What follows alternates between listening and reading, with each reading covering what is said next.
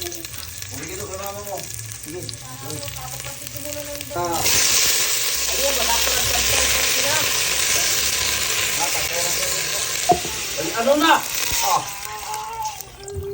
Oy, sigaw.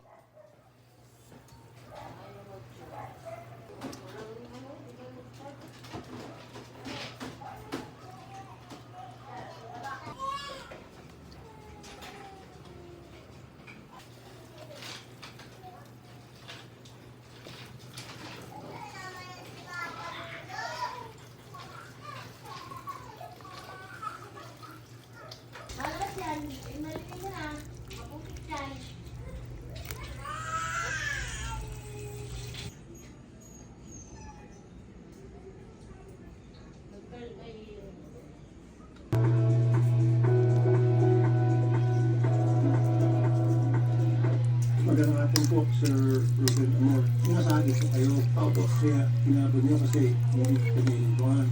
Advice ko lang po sa inyo at sa lahat ng manonood, pag may ganong insidente, hindi po kailangang habulin pa.